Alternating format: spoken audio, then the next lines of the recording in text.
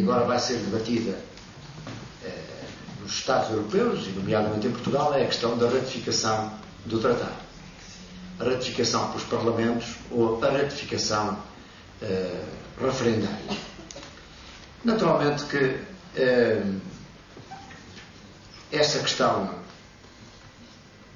aparentemente está hoje também ela própria esbatida, porque parece haver um certo entendimento, não sei se expresso, se tácito, se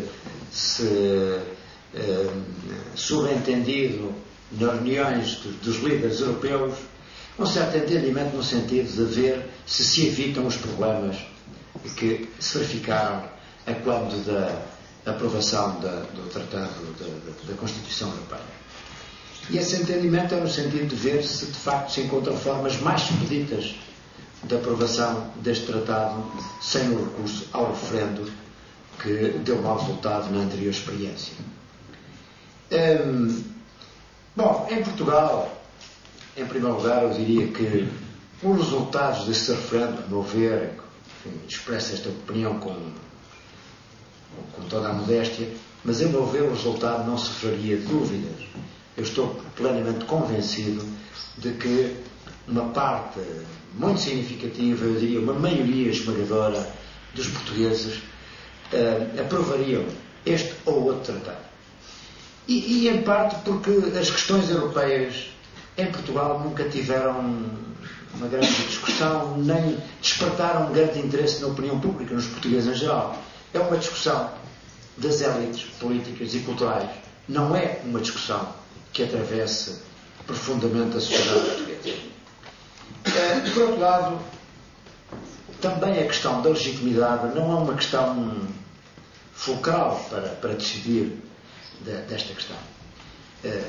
Efetivamente, se Portugal hoje pertence à União Europeia, se a adesão não foi precedida de um referendo, se o Tratado de Maastricht marca, digamos, o primeiro grande impulso para uma União Europeia política, não foi objeto de referendo, se mais tarde o alargamento aos países do leste, que teve uma enorme repercussão também na União Europeia, não foi objeto do referendo, diria que não se coloca agora uma questão de legitimidade se o Parlamento decidir esta questão, aprovar o tratado sem uma consulta popular.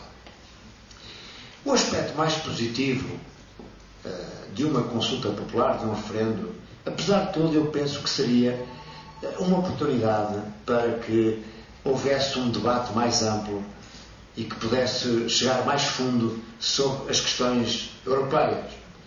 É o aspecto mais positivo que se pode ver, embora eu também tenha a noção de que, por um certo desinteresse que os portugueses em geral têm mantido em volta destes temas, essa discussão, porventura, não seria tão profunda quanto o desejaríamos.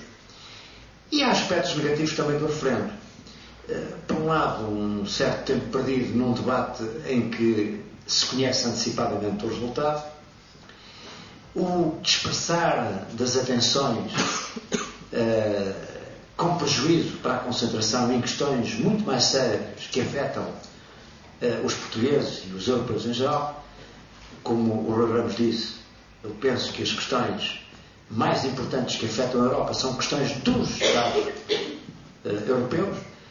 Em Portugal, nomeadamente a questão do Estado, do peso do Estado, da administração pública, da administração da justiça. Essas são as questões que estão a condicionar o nosso desenvolvimento económico e o nosso progresso. E, portanto, o referendo e um debate sobre esses temas, de certo modo, vem desviar as atenções para os problemas mais importantes com que nós nos deparamos. Por outro lado, também, eu que sou adepto do referendo, admito que os resultados deste referendo acabassem, uma vez mais, por poder desvalorizar o Instituto do Referendo.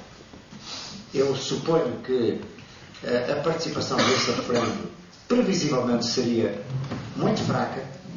Uma vez mais, o referendo não seria vinculativo porque não se alcançava os 50% dos eleitores, e, portanto, uma vez mais, aqueles que não acreditam no referendo diriam que não vale a pena, que é inútil, porque, na realidade, os portugueses não valorizam esse instrumento. E outro aspecto a considerar será também, digamos, os riscos para a imagem de Portugal se, porventura, uma larga maioria, uma muito significativa maioria, quase totalidade dos Estados, decidissem por não fazer referendos. Eu penso que este também é um ponto a tomar em consideração. Porque, na verdade, se a maioria dos países, ou pelo menos um número significativo, resolvesse submeter o tratado a um referendo, não seria, digamos, invulgar ou extraordinário que os portugueses também o fizessem. Mas se uma larga maioria dos Estados não fizer o referendo, então aí nós ficaremos numa situação eventualmente menos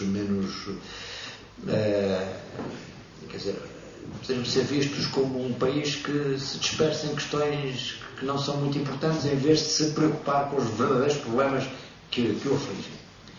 Claro que há aqui um problema. Há aqui um problema que é a questão das promessas eleitorais. A promessa eleitoral do Primeiro-Ministro e, por outro lado, também uma posição dos partidos da oposição, nomeadamente do PSD, que até há pouco tempo sempre defendeu a absoluta exigência de um referendo a este tratado. Tenho-me interrogado frequentemente se a União Europeia já tomou consciência de que dispõe das potencialidades para ser uma das duas potências marítimas mundiais e, se assim é, que linhas de ação toma nesse sentido. Numa perspectiva mais distante, a União Europeia deverá igualmente olhar para as suas fronteiras de segurança alargadas, a qualquer parte do globo e mesmo fora dele, para algumas camadas do espaço, o que exige meios de projeção de força e tecnologia muito significativa, não identificáveis por agora dentro da União Europeia. Para além destes aspectos mais clássicos da defesa, a União Europeia tem a necessidade de ser capaz de fazer face às ameaças que não conhecem fronteiras, como a terrorista. De facto, como escreveu o Sr. Professor Adriano Moreira num memorável artigo no Diário de Notícias depois do 11 de setembro, as fronteiras de segurança interna são definidas pelos terroristas e podem passar mesmo pelo interior dos Estados. Face a esta complexidade e diversidade, dir-se-ia tripla, de situações de segurança e defesa, não me parece perceptível na União Europeia uma visão ampla e abrangente sobre o conceito a implantar. Os olhares são apenas orientados para a proximidade que se pensa alcançar com pequenos passos titubeantes e incertos.